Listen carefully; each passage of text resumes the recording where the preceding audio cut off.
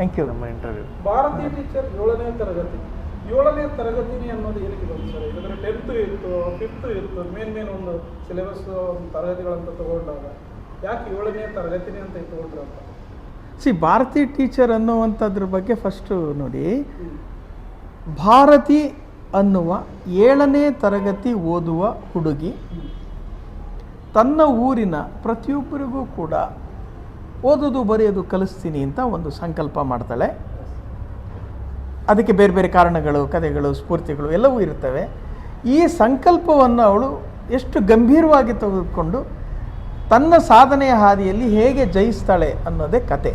So Bharati ಎನ್ನುವ 7ನೇ ತರಗತಿಯ ಹುಡುಗಿ ಭಾರತಿ ಟೀಚರ್ ಆಗಿ ಬದಲಾಗ್ತಾಳೆ. 7ನೇ ತರಗತಿ ಅನ್ನೋದು ಮೆನ್ಷನ್ ಯಾಕೆ ಮಾಡಿದ್ರು ಅಂತ? ಆ ಹುಡುಗಿ ಓದ್ತಾ ಇರೋದು 7ನೇ ತರಗತಿ. ಅಲ್ಲಿಂದನೇ ಕತೆ ಸ್ಟಾರ್ಟ್ ಆಗುತ್ತೆ. ಹೌದೌದು, ಇದು ಮಕ್ಕಳ ಸಿನಿಮಾ. ಆದರೆ ಎಲ್ಲರೂ ನೋಡಬೇಕಾದಂಥ ಸಿನಿಮಾ.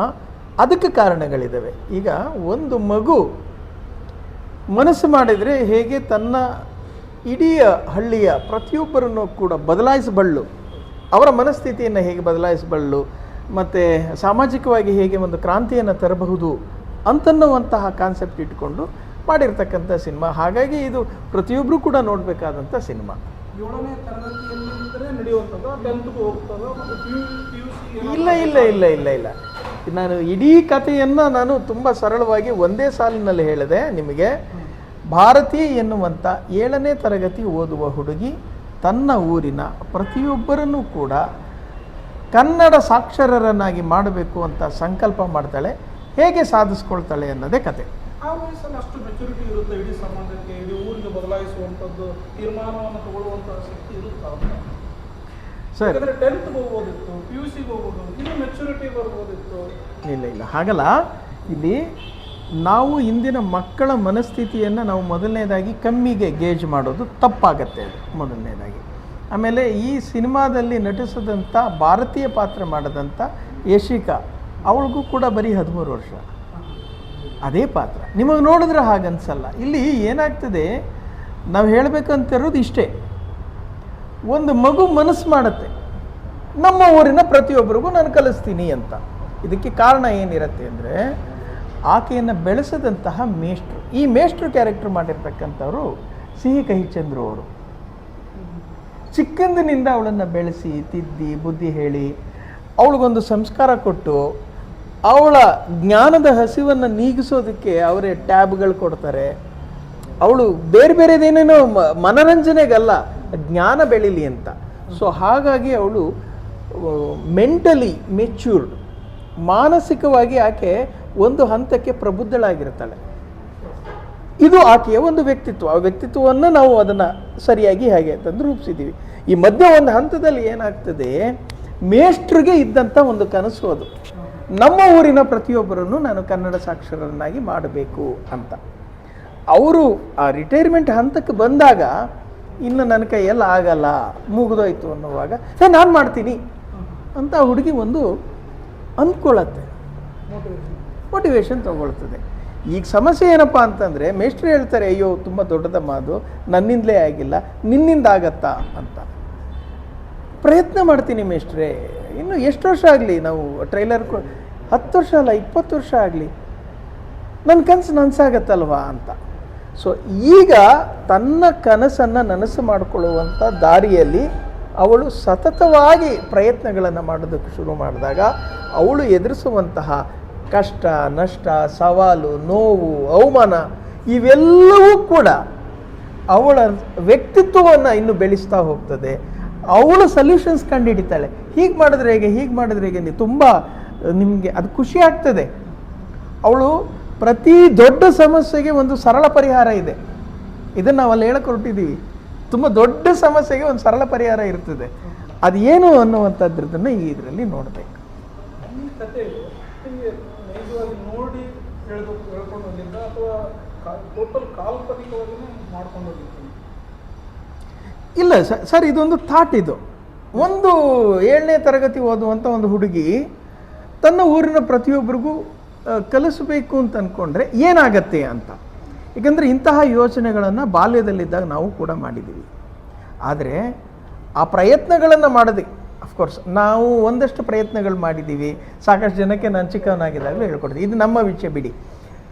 ಆದರೆ ಈ ಒಂದು ದೊಡ್ಡ ಮಟ್ಟದಲ್ಲಿ ಯೋಚನೆ ಮಾಡಿದಾಗ ಅದನ್ನು ದೊಡ್ಡದಾಗಿ ಒಂದು ಸಾಧಿಸ್ಕೊಳ್ಳುವಂಥ ಪ್ರಯತ್ನ, ಇದಕ್ಕೆ ಎಲ್ಲರೂ ಸಹಾಯ ಸಹಕಾರ ಇದೆಲ್ಲ ಬೇಕಾಗ್ತದೆ. ಅದು ಇಲ್ಲಿ ಅಂತಹ ಒಂದು ಸಹಾಯ ಸಹಕಾರ ಒಬ್ಬ ಮೇಷ್ಟ್ರಿಂದ ಸಿಕ್ಕತ್ತೆ, ಅವಳನ್ನು ಪ್ರೀತಿಸೋರಿಂದ ಸಿಕ್ಕತ್ತೆ. ಇಷ್ಟಾಗಿ ನೋವು ಅವಮಾನಗಳು ಬೇರೆ ಬೇರೆ ಕಡೆಯಿಂದ ಸವಾಲುಗಳು ಬರ್ತಾ ಹೋಗುತ್ತೆ, ಅವಳು ತಾನೇ ಕಂಡಿಡ್ಕೊಳ್ಳೋ ಪರಿಹಾರಗಳಿದೆಯಲ್ಲ ಅದು ಅದ್ಭುತವಾಗಿದೆ. ಅದನ್ನು ನೀವು ಚಿತ್ರದಲ್ಲಿ ನೋಡಬೇಕು. ಡೈರೆಕ್ಟರ್ಗೆ ಈ ಥಾಟ್ ಡೈರೆಕ್ಟ್ ಚಿಕ್ಕವರಿದ್ದಾಗ ಅಥವಾ ಎಲ್ಲೋ ಕಾಡದ ಕಥೆನ ಹೇಳಕ್ ಹೊರಟಿದ್ದಾರೆ, ಸಮಾಜದ ಸಿಸ್ಟಮ್ನಲ್ಲಿ ಇರುವಂಥ ಲೋಪವನ್ನು ತಿದ್ದಕ್ಕೆ ಹೊರಟಿದ್ದಾರೆ ಅಂತೇಳಿ ಅನಿಸುತ್ತೆ. ಒಂದು ಟ್ರೈಲರ್ ನೋಡಿದ್ರು ಹಂಗೆ ಅನಿಸ್ತು ನಮಗೆ. ಸರ್ ಇದು ಏನಂದರೆ ಮುಖ್ಯವಾಗಿ ಈ ಸಿನಿಮಾ ಪ್ರತಿಯೊಬ್ಬರಿಗೂ ಶಿಕ್ಷಣ ಜಾಗೃತಿಯನ್ನು ಮೂಡಿಸುವಂಥದ್ದು. ಅದರ ಜೊತೆಗೆ ಏನಿದೆಯಪ್ಪ ಅಂದರೆ ಏನು ಈ ಮಕ್ಕಳಲ್ಲಿ ಒಂದು ಸಾಮಾಜಿಕ ಜವಾಬ್ದಾರಿ ಬೆಳೀಲಿ, ಅವರ ವ್ಯಕ್ತಿತ್ವ ಬೆಳೀಲಿ ದೊಡ್ಡದಾಗಿ. ಅಂದರೆ ಕಲಿಯೋ ಹಂತದಿಂದ ಕಲಿಸೋ ಹಂತಕ್ಕೆ ಮಕ್ಕಳು ಬದಲಾದಾಗ ಅವ್ರು ಯೋಚನೆ ಮಾಡೋ ರೀತಿ ಬದಲಾಗತ್ತೆ, ಅವ್ರ ವ್ಯಕ್ತಿತ್ವ ಗಟ್ಟಿ ಆಗ್ತದೆ, ಮೆಚೂರ್ಡ್ ಆಗ್ತದೆ. ಇದು ಅದಾಗಬೇಕು, ಪ್ರತಿ ಮಕ್ಕಳಲ್ಲಿ ಆ ಥರದ್ದೊಂದು ಆಗಬೇಕು.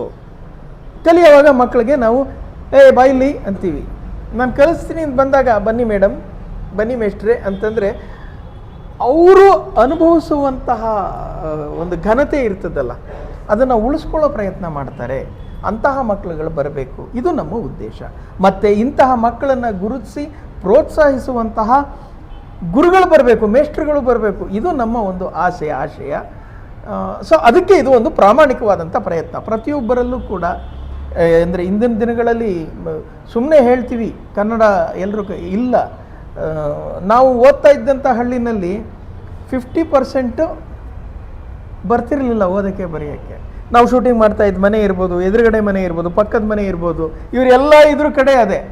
ಬಟ್ ಸರ್ಕಾರದ ಇದರಲ್ಲಿ ಏನಿರುತ್ತೆ ಅಂದರೆ 75% ಸಾಕ್ಷರತೆ ಇದೆ ಇಡೀ ಕರ್ನಾಟಕದಲ್ಲಿ. ಅದಲ್ಲ, ಅದಾಗ್ತಾ ಇಲ್ಲ ಅದು. ಸೊ ಅದನ್ನೆಲ್ಲವನ್ನು ನಾವು ತಂದಿದ್ದೀವಿ. ಆಮೇಲೆ ಈಗ ಸಿಟಿಗಳಲ್ಲಂತೂ ಇನ್ನು ಬೇರೆಯೇ ಮುಗಿದೋಯ್ತು. ಯಾವಾಗ ಇಂಗ್ಲೀಷ್ ಎಜುಕೇಷನ್ ಅನ್ನುವಂಥದ್ದು ಮುನ್ನೆಲೆಗೆ ಬಂದಿದೆ, ಕನ್ನಡ ಓದೋದು ಬರೆಯೋದು ಕಮ್ಮಿ ಆಗಿದೆ. 7ನೇ ತರಗತಿ ಕಥೆ ನಡೀತಾ ಇದೆ, ಸಮಾಜಕ್ಕೆ ಏನೋ ಸಂದೇಶ ಕೊಟ್ಟು ಇವರ ಪಾತ್ರ ಅಂತ ನೋಡಿದಾಗ ರಾಜಕೀಯ ವ್ಯಕ್ತಿನ ಅಥವಾ ಲೀಡರ್ ಅಥವಾ ಸ್ಕೂಲ್ನಲ್ಲಿ SDMC ಅಧ್ಯಕ್ಷರ ಏನಾಗಿರ್ತಾರೆ ಅಂತ ನೀವು ಸರ್? ನಾನು ಅವ್ರ ಪಾತ್ರದ ಒಂದು ಪರಿಚಯ ನಿಮಗೆ ಮಾಡಿಕೊಟ್ಬಿಟ್ಟು ಅದು ಹೇಗೆ ಹುಟ್ಟಿತು ಅಂತ ಆಮೇಲೆ ಅವ್ರಿಗೆ ಅದರ ಅನುಭವಗಳನ್ನು ಹೇಳೋದು ಕೊಡ್ತೀನಿ. ಈ ಇದರಲ್ಲಿ ನಾವು ಕಥೆಯೇ ಹೀರೋ. ಈಗ ನೀವು ನೋಡಿದಾಗೆ ಆ ಕಥೆಯ ಆ ಪಾತ್ರವಾಗಿ ಆಕೆ ಒಂದು ಹೀರೋಯಿನ್. ಈಗ ಅವಳ ಪ್ರಯತ್ನಕ್ಕೆ ಒಂದು ಗಟ್ಟಿಯಾದಂತಹ ಒಂದು ಏನು ಆ ಕಥೆ ನಡೀತಾ ಇರ್ತದೆ, ಅದರ ಮಧ್ಯೆ ಒಂದಷ್ಟು ಅಡೆತಡೆಗಳು ಸವಾಲುಗಳು ಕ್ರಿಯೇಟ್ ಆಗ್ತಾ ಹೋಗುತ್ತೆ.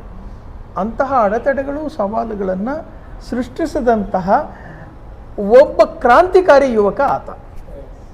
ಈ ಕ್ರಾಂತಿಕಾರಿ ಯುವಕ ಅವನದೇ ಆದಂಥ ಬೇರೆ ಉದ್ದೇಶಗಳು, ಅವನು ಒಳ್ಳೆಯವನ ಕೆಟ್ಟವನ, ಯಾಕೆ ಹೀಗೆ, ಏನು ಅವನ ಹೋರಾಟ, ಏನು ಎಲ್ಲಿತ್ತು, ಅವನ ಸಮಸ್ಯೆಗಳೇನು, ಇದೆಲ್ಲವನ್ನು ಕೂಡ ನಾವು ಒಬ್ಬ ಏನು ಆ್ಯಂಗ್ರಿ ಯಂಗ್ ಮ್ಯಾನ್ ಅಂತ ಏನು ಪ್ರತಿನಾಯಕ ಅಂತ ಅಮಿತಾಬ್ ಬಚ್ಚನ್ಗೆ ಏನಿತ್ತಲ್ಲ, ಇದು ನಮ್ಮ ಸಿನಿಮಾದ ನೋಡಿದಂಥ ಕೆಲವರು ಕೇಳಿದ್ರು, ಅದು ಸರ್ ಇದು ರಾಮಾಚಾರಿನಲ್ಲಿ ವಿಷ್ಣುವರ್ಧನ್ ಅವರು ಇತ್ತಲ್ಲ ಆ ಥರ ಪಾತ್ರ ಇದೆ, ಇವ್ರ ಪಾತ್ರ ಏನು ಉರಿತಾ ಇರುತ್ತಲ್ಲ, ಇದು ಹೆಂಗೊಳಿತ್ತು ನಿಮ್ಗೆ, ಅಲ್ಲಿಂದ ಸ್ಫೂರ್ತಿನ ಅಂದರು. ಅವಾಗ ಯೋಚನೆ ಮಾಡಿದೆ ನಾನು, ಹೌದಾ ಆಗ್ಬೋದು ಅಂತ. ಯಾಕೆಂದರೆ ಪಾತ್ರ ಆಗಿದೆ. ಅಂತಹ ಒಂದು ಒಳ್ಳೆ ಪಾತ್ರವನ್ನು ರೋಹಿತ್ ಮಾಡಿದ್ದಾರೆ ಈ ಚಿತ್ರದಲ್ಲಿ. ಆ ಹುಡುಗಿಯ ಅಭಿನಯ ಅತ್ಯಂತ ಭಾವಪೂರ್ಣವಾಗಿದೆ, ಅದ್ರ ಬಗ್ಗೆ ದೂಸರ ಮಾತಿಲ್ಲ. ಅದೇ ರೀತಿ ಸಮರ್ಥವಾದಂಥ ಒಂದು ಆವೇಶದ ಅಭಿನಯ ಪರ್ಫಾರ್ಮೆನ್ಸನ್ನು ರೋಹಿತ್ ಕೂಡ ಕೊಟ್ಟಿದ್ದಾರೆ. ಆ ವಿಷಯದಲ್ಲಿ ಮಾತಾಡೋ ಹಾಗಿಲ್ಲ. ಸಿಹಿ ಕಹಿ ಚಂದ್ರು ಅವರು ಸೇರಿದ ಹಾಗೆ ಇನ್ನೆಲ್ಲರೂ ಕೂಡ ತಮ್ಮ ಪಾತ್ರಕ್ಕೆ ತುಂಬ ನ್ಯಾಯ ಒದಗಿಸಿದ್ದಾರೆ. ಎಲ್ಲ ಪಾತ್ರಧಾರಿಗಳ ಅಭಿನಯ ಚೆನ್ನಾಗಿದೆ.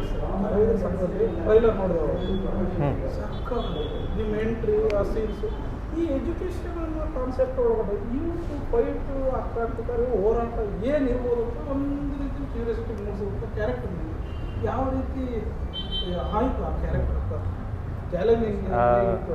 ಆ ಕ್ಯಾರೆಕ್ಟರ್ ಬಗ್ಗೆ ಹೇಳೋದಾದರೆ ಸರ್, ಈಗ ನಾವು ಡೈಲಿ ಡೇ ಟು ಡೇ ಲೈಫಲ್ಲಿ ನೋಡ್ತಾ ಇರ್ತೀವಿ.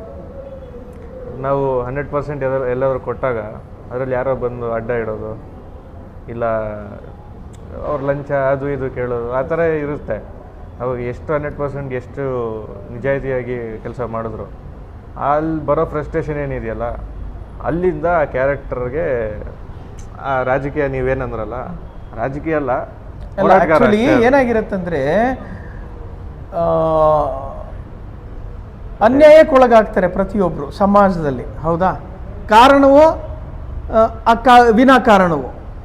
ಹೀಗೆ ಆದಾಗ ಕೆಲವರು ನೋವಿನಲ್ಲಿ ಕಳೆದು ಹೋಗ್ತಾರೆ, ಕೆಲವರು ಸಿಡಿದು ಬೆಳೀತಾರೆ. ಅದೇನೇ ಆ ಪಾತ್ರದಲ್ಲಿ ಇಬ್ರಿಗೂ ಒಂದೇ ಅನ್ಯಾಯ. ಅವನು ಕುಸಿದು ಸೋಲ್ತಾ ಹೋದ, ನಾನು ಸಿಡಿದು ಬೆಳೀತಾ ಹೋದೆ ಅಂತ ಒಂದು ಆ ಸಾಲನ್ನು ಸೇರಿಸಿದ್ದೀವಿ. ಆ ರೀತಿ ಸಿಡಿದು ಬೆಳೀತು ತನ್ನದೇ ಆದಂತಹ ಒಂದು ವ್ಯಕ್ತಿತ್ವವನ್ನು ಕಟ್ಟಿಕೊಳ್ಳುವ ಕ್ರಾಂತಿಕಾರಿ ಯುವಕನ ಕಥೆ ಅದು.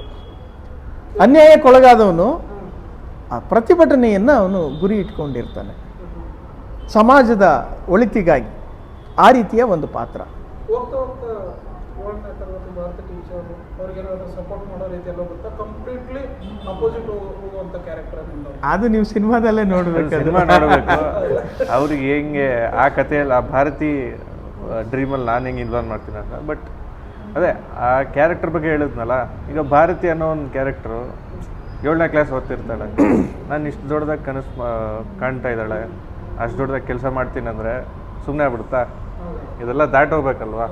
ಅದು ಏನೇನು ದಾಟೋಗ್ಬೇಕು ಅನ್ನೋದು ನೋಡ್ಬೇಕಂದ್ರೆ ಅದು ಸಿನಿಮಾ ನೋಡಿ. ಸರ್, ಪ್ರೆಸೆಂಟ್ ಸಿಚುವೇಶನ್ ಅಂತ ಬಂದಾಗ ಸ್ಕೂಲು ಕಾಲೇಜು ಯಾವುದೇ ಇರಲಿ, ಎಜುಕೇಷನ್ ಸಿಸ್ಟಮ್ ಬಗ್ಗೆ ಎಲ್ಲರೂ ಪ್ರಶ್ನೆ ಮಾಡುವಂಥದ್ದಾಗಿದೆ. ನೀವು ಈಗ ಎಜುಕೇಷನ್ ಸಮಾಜದ ಒಂದು ಪಾಠ ಇಟ್ಕೊಂಡು ಒಂದು ಕಥೆ ಮಾಡ್ತಾ ಇದ್ದೀರಾ, ಫಿಲಿಮ್ ಮಾಡಿದ್ದೀರಾ. ಈಗಿನ ಸಿಸ್ಟಮ್ ಸರಿ ಇದೆ ಅಂತೀರಾ ಸರ್? ನಾವು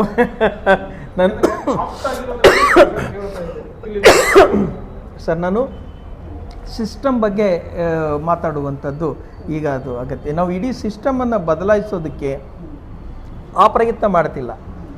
ಆದರೆ ನಮ್ಮ ಪ್ರಯತ್ನ ಏನಿದೆಯಪ್ಪ ಅಂದರೆ, ಸದ್ಯಕ್ಕೆ ಕರ್ನಾಟಕದಲ್ಲಿರುವ ಪ್ರತಿಯೊಬ್ಬರೂ ಕೂಡ ಕನ್ನಡ ಕಲಿಯೋ ಹಾಗೆ ಆಗಬೇಕು. ಇದು ನಮ್ಮ ಆಶಯ ಮತ್ತು ಉದ್ದೇಶ. ಇದು ಹೇಗೆ ಸಾಧ್ಯ ಅನ್ನೋದಕ್ಕೆ ನಾವು ಒಂದು ತಾಟ್ ಇಟ್ಕೊಂಡಿದ್ದೀವಿ. ಏನು? ಒಂದು ಹುಡುಗಿ ಮನಸ್ಸು ಮಾಡಿದ್ರೆ ಒಂದು ಹಳ್ಳಿಯ ಪ್ರತಿಯೊಬ್ಬರನ್ನು ಕೂಡ ಸಾಕ್ಷರನ್ನಾಗಿ ಮಾಡ್ತಾಳೆ. ಇಡೀ ಸಿನಿಮಾದ ಕೊನೆಯಲ್ಲಿ ಆ ಹುಡುಗಿ ಮುಖ್ಯಮಂತ್ರಿಗಳ ಹತ್ರ ಹೋದಾಗ ಒಂದು ಮನವಿ ಕೊಡ್ತಾಳೆ. ಏನಪ್ಪ ಅಂದರೆ, ನಾನು ಪ್ರಯತ್ನ ಮಾಡಿ ಒಂದು ಹಳ್ಳಿಯನ್ನು ಬದಲಾಯಿಸಿದೆ, ಹಾಗೆಯೇ ನನ್ನ ಹಾಗೆ ಲಕ್ಷಾಂತರ ಮಕ್ಕಳಿದ್ದಾರೆ, ಪ್ರತಿ ಮಕ್ಕಳು ಕೂಡ ಈ ರೀತಿ ಯೋಚನೆ ಮಾಡಿ ಕನಿಷ್ಠ 10 ಜನಕ್ಕೆ ಕಲಿಸಿದ್ರೆ ಇನ್ನು 5 ವರ್ಷದಲ್ಲಿ ಕರ್ನಾಟಕದ ತುಂಬ ಕನ್ನಡಿಗರು ಇರೋ ಹಾಗಾಗತ್ತೆ. ಇದಕ್ಕೆ ನೀವು ಸರ್ಕಾರದಿಂದ ಏನಾದರೂ ಒಂದು ಪ್ರಯತ್ನ ಮಾಡಿ ಅಂತ ಮನವಿಯನ್ನು ಕೇಳ್ತಾಳೆ. ಇದು ವಿಚಾರ.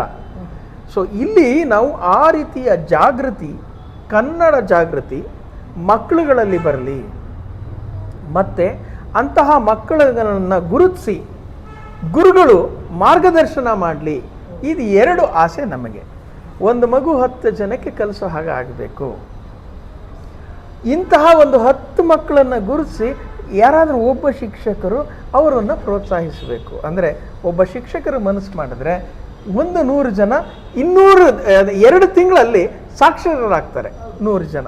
ಸೊ ಈ ರೀತಿಯ ಬದಲಾವಣೆಯ ಆಶಯ ನಮ್ಮ ಸಿನಿಮಾಗಿದೆ. ಸಿ.ಕೈ. ಚಂದ್ರ ಸರ್ ಮತ್ತು ಜಿ ಪಾಂಡಿಕರ್ ಅವರು ಮಕ್ಕಳು ಇದ್ದಾರೆ, ಅವ್ರ ಬಗ್ಗೆ ಹೇಳಿಲ್ಲ. ಸಿ.ಕೈ. ಚಂದ್ರ ಸರ್ನೇ ಈ ಪಾತ್ರಕ್ಕೆ ಹಾಕಬೇಕು, ಶೂಟ್ ಆಗ್ತಾರೆ ನೋಡಿ, ಯಾವಾಗ ಕಲ್ಪನೆ ಬಂದಿದ್ದು ಸರ್? ಬರೆಯೋ ಟೈಮಲ್ಲೇನ ಅಥವಾ ನೋಡಿರ? ಇಲ್ಲ, ಕತೆ ಬರೆಯೋ ಟೈಮಲ್ಲಿ ಇದ್ದಂಥದ್ದಲ್ಲ. ನಮಗೆ ಆ ಕತೆ ಮಾಡಿದಾಗ ಅಲ್ಲಿ ಸಿ.ಕೈ. ಚಂದ್ರು ಅವರು ಈ ಮಗುವಿನ ಪಾತ್ರವನ್ನು, ಅವಳ ವ್ಯಕ್ತಿತ್ವವನ್ನು ರೂಪಿಸಿದಂತಹ ಗುರು ಅವರು. ಈಸ್ ಎ ಟೀಚರ್, ಅವರೊಬ್ಬರು ಶಿಕ್ಷಕರು. ಅಲ್ಲಿ ಏನಾಗಿರ್ತದೆ, ಆ ಮಗು ಬಂದು ತಂದೆಯನ್ನು ಕಳ್ಕೊಳ್ತಾಳೆ. ತಂದೆ ಈ ಮೇಷ್ಟ್ರ ಸ್ನೇಹಿತ.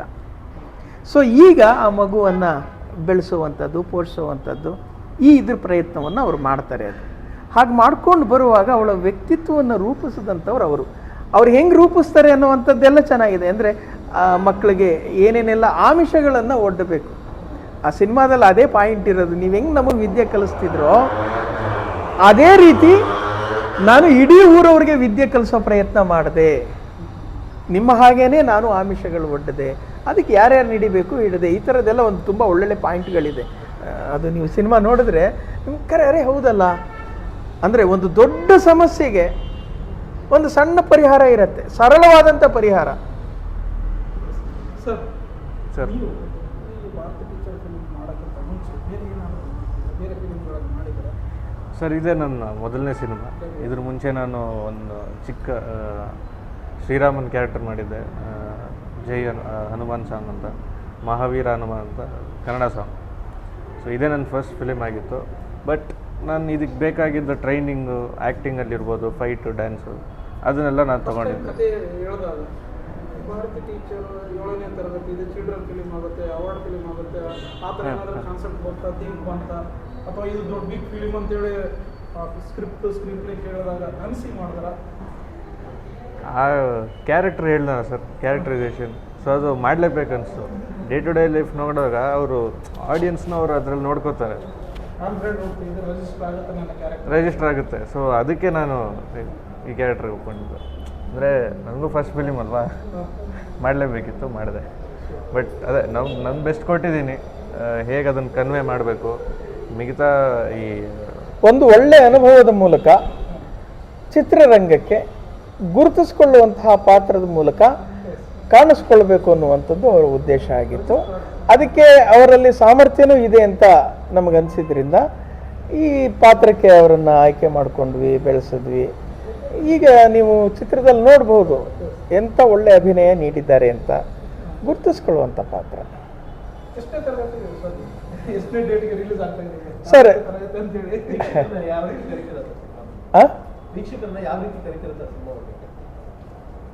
ಸರ್? ಇದು ನಾನು ಆಗಲೇ ಹೇಳಿದೆ, ಈ ಸಿನಿಮಾ ಕನ್ನಡ ಜಾಗೃತಿಯ ಮೂಲ ಆಶಯ ಇರುವಂತಹ ಸಿನಿಮಾ. ಸೊ ಹಾಗಾಗಿ ನಾನು ಪ್ರತಿ ಕನ್ನಡಿಗರನ್ನು ಕೂಡ ನಾನು ಈ ಚಿತ್ರ ನೋಡೋದಕ್ಕೆ ಆಹ್ವಾನಿಸ್ತೀನಿ. ಯಾಕೆ ಮಕ್ಕಳುಗಳು ಯಾಕೆ ನೋಡಬೇಕು? ಮಕ್ಕಳುಗಳು ಯಾಕೆ ನೋಡಬೇಕಪ್ಪ ಅಂದರೆ, ಈ ರೀತಿ ಅವರು ಕೂಡ ಏನಾದರೂ ಒಂದು ಸಾಧನೆ ಮಾಡಬೇಕು ಅನ್ನೋದು ಹಂಬಲಕ್ಕೆ ಈ ಚಿತ್ರ ಒಂದು ಸ್ಫೂರ್ತಿಯಾಗಲಿ. ಇಷ್ಟು ಮಾಡ್ಬೋದಲ್ವ? ನಾವೇನೋ ಒಂದು ಕತೆ ಹೇಳ್ತೀವಿ, ನೀನು ಹಿಂಗಿರಬೇಕು, ಹಂಗಿರಬೇಕು, ಗಾಂಧಿ ಥರ ಇರಬೇಕು, ಇವ್ರ ಥರ ಇರಬೇಕು ಅಂತ ಒಂದು ಕತೆ ಹೇಳ್ತೀವಲ್ವ, ಆ ರೀತಿಯ ಒಂದು ಪರಿಣಾಮಕಾರಿ ಕತೆ ಇದು ಅಂತ ನಮಗೆ ಅನ್ನಿಸ್ತದೆ. ಸೊ ಹಾಗಾಗಿ ಮಕ್ಕಳು ಇದನ್ನು ನೋಡಿ ಸ್ಫೂರ್ತಿಗೊಂಡು ನಾನು ಕನಿಷ್ಠ 10 ಜನಕ್ಕೆ ವಿದ್ಯೆ ಕಲಿಸ್ತೀನಿ ಅಂತ ಮನಸ್ಸು ಮಾಡಬೇಕು. ಇದೆ ಒಂದು ನಿಮಿಷ ಇದಕ್ಕೆ ಮಾಡಬೇಕು. ಹಾಗೆ ಅದೇ ರೀತಿ ಏನು ಶಿಕ್ಷಕರು ಅವ್ರಿಗೂ ಕೂಡ ಸ್ಫೂರ್ತಿಯಾಗಿ ಈ ಥರ ಒಂದು 10 ಮಕ್ಕಳನ್ನು ನಾನು ಪ್ರೋತ್ಸಾಹಿಸ್ತೀನಿ ಅಂತ ಅವರು ಒಂದು ಪ್ರಯತ್ನ ಮಾಡಬೇಕು. ಪೋಷಕರು ಯಾಕೆ ನೋಡಬೇಕು ಅಂದರೆ, ಅಂಥ ಮಕ್ಕಳಿಗೆ ಅವ್ರ ಪ್ರೋತ್ಸಾಹ ಮನೆಯಲ್ಲಿ ಮೊದಲು ಕೊಡಬೇಕಲ್ವಾ. ನಿನಗೆ ಯಾಕೆ ಬೇಕು ತಲಾಟೆ ಅಂತನ್ನೋದೇನೆ ಅವರು ಪ್ರೋತ್ಸಾಹಿಸ್ಬೇಕು. ಯಾಕೆ ಅಂದರೆ ಅವ್ರಿಗೆ ಒಂದು ವಿಷಯ ಹೇಳಬೇಕು, ಕಲಿಯೋ ಹಂತದಿಂದ ಮಕ್ಕಳು ಕಲಿಸೋ ಹಂತಕ್ಕೆ ಬದಲಾಗ್ತಾರಲ್ಲ, ಆಗ ಅವರ ಇಡೀ ವ್ಯಕ್ತಿತ್ವ ಬದಲಾಗ್ತದೆ, ಘನವಾಗ್ತದೆ, ಅವ್ರಿಗೆ ಒಂದು ಸಾಮಾಜಿಕ ಜವಾಬ್ದಾರಿ ಬರ್ತದೆ, ಸಾಮಾಜಿಕ ಪ್ರಜ್ಞೆ ಬರ್ತದೆ, ಅವರು ಒಳ್ಳೆಯ ನಾಗರಿಕರಾಗ್ತಾರೆ ಅಲ್ವಾ. ಕಲಿಯೋ ಹಂತದಿಂದ ಅವರು ಕಲಿಸೋ ಹಂತಕ್ಕೆ ಬದಲಾಗ್ತಾರೆ. ಇದು ನಮ್ಮ ಉದ್ದೇಶ. ಸರ್ಕಾರಕ್ಕೆ ಮನವಿ ಮಾಡಿದಂತ ಎಲ್ಲ ಸ್ಕೂಲ್ಗಳಿಗೆ ತೋರಿಸಬೇಕು. ಹೌದು ಹೌದು ಹೌದು ಹೌದು ನಾವು ಇದೇ ಕಾರಣಕ್ಕೇ ಸರ್ಕಾರವನ್ನು, ಕನ್ನಡ ಸಂಘ ಸಂಸ್ಥೆಗಳನ್ನು, ಎಲ್ಲ ಸಂಘ ಸಂಸ್ಥೆಗಳನ್ನು ಕೂಡ ನಾವು ಅಪ್ರೋಚ್ ಮಾಡ್ತಾ ಇದ್ದೀವಿ. ಮತ್ತು ಅವರೆಲ್ಲರಲ್ಲೂ ಕೂಡ ನಾವು ಇದೇ ಮನವಿಯನ್ನು ಮಾಡ್ತಾ ಇದ್ದೀವಿ. ಇದಕ್ಕೆ ಒಂದು ಸರಿಯಾದಂತಹ ಒಂದು ಯೋಜನೆಯನ್ನು ಕೂಡ ನಾವು ಅಂದ್ಕೊಂಡಿದ್ದೀವಿ, ಮುಂದಿನ ದಿನಗಳಲ್ಲಿ ತರಬೇಕು ಅಂತ. ಹೇಗೆ ಈ ಕನಸನ್ನು ನನಸು ಮಾಡೋದಕ್ಕೆ ಸಾಧ್ಯ ಇದೆ ಅನ್ನುವಂಥ ರೀತಿಯಲ್ಲಿ ತರೋದಕ್ಕೆ ಪ್ರಯತ್ನ ಮಾಡ್ತಾ ಇದ್ದೀವಿ. ಯಾವ ಡೇಟಿಗೆ ರಿಲೀಸ್ ಆಗ್ತಾ ಇದೆ ಸರ್? ಭಾರತಿ ಟೀಚರ್ 7ನೇ ತರಗತಿ ಚಿತ್ರ ಇದೇ ತಿಂಗಳು ಅಂದರೆ ಜನವರಿ 16ನೇ ತಾರೀಕು ಕರ್ನಾಟಕದ ಬಹುತೇಕ ಅಂದರೆ ಕರ್ನಾಟಕದ ಸುಮಾರು ಒಂದು 100 ಥಿಯೇಟ್ರ್ಗಳು ಅಂತ ಅಂದ್ಕೊಂಡಿದ್ದೀವಿ. 100 ಥಿಯೇಟ್ರ್ಗಳಲ್ಲಿ ಬಿಡುಗಡೆ ಆಗ್ತಾ ಇದೆ. ನಾನು ಪ್ರತಿಯೊಬ್ಬರಲ್ಲೂ ಮನವಿ ಮಾಡ್ತೀನಿ, ಭಾವಪೂರ್ಣವಾಗಿರ್ತಕ್ಕಂತಹ, ಅರ್ಥಪೂರ್ಣವಾಗಿರ್ತಕ್ಕಂತಹ, ಸಾಮಾಜಿಕ ಕಾಳಜಿ ಇರತಕ್ಕಂಥ ಈ ಚಿತ್ರವನ್ನು ಪ್ರತಿಯೊಬ್ಬರೂ ಕೂಡ ತಮ್ಮ ಹತ್ತಿರದ ಚಿತ್ರಮಂದಿರಗಳಿಗೆ ಹೋಗಿ ವೀಕ್ಷಿಸಬೇಕು ಅಂತ ನಾನು ಎಲ್ಲರಲ್ಲೂ ಮನವಿ ಮಾಡ್ತೀನಿ. ಜನವರಿ 16 ನಮ್ಮ ಸಿನಿಮಾ ರಿಲೀಸ್ ಆಗ್ತಾ ಇದೆ, ಭಾರತಿ ಟೀಚರ್ ಅಂತ, ನಿಮ್ಮ ಹತ್ತಿರ ಥಿಯೇಟ್ರ್ಗಳಲ್ಲಿ. ಸೊ ಇದು ಬರೀ ಮೆಸೇಜ್ ಓರಿಯೆಂಟೆಡ್, ಬರೀ ಮೆಸೇಜ್ ಏನಿಲ್ಲ, ಟ್ರೈಲರು ನೀವು ನೋಡ್ಬೋದು. ಆ ಮೆಸೇಜನ್ನು ಎಷ್ಟು ಎಂಟರ್ಟೈನಿಂಗ್ ಆಗಿ, ಎಷ್ಟು ಅವ್ರಿಗೆ ಆಡಿಯನ್ಸಿಗೆ ಕನೆಕ್ಟ್ ಮಾಡ್ತೀವಿ ಅನ್ನೋದು ತೋರಿಸಿದ್ದೀವಿ. ಸೊ ಅಷ್ಟೇ ಎಂಟರ್ಟೈನಿಂಗ್ ಆಗಿ ನಮ್ಮ ಸಿನಿಮಾನೂ ಇರುತ್ತೆ, ಮೆಸೇಜು ಇದೆ. ಆ್ಯಂಡ್ ನಮ್ಮ ಕನ್ನಡದ ಬಗ್ಗೆ ಇದೆ, ಕನ್ನಡ ಕಾನ್ಸೆಪ್ಟು, ಕನ್ನಡ ಲ್ಯಾಂಗ್ವೇಜ್ ಬಗ್ಗೆ ನಾವು ಮಾಡ್ಕೊಂಡಿದ್ದೀವಿ ಸಿನಿಮಾ. ಸೊ ದಯವಿಟ್ಟು ನಿಮ್ಮ ಸಪೋರ್ಟ್ ಬೇಕು. ನಾವೆಲ್ಲ ಇದು thank you sir. Thank you, ಧನ್ಯವಾದ.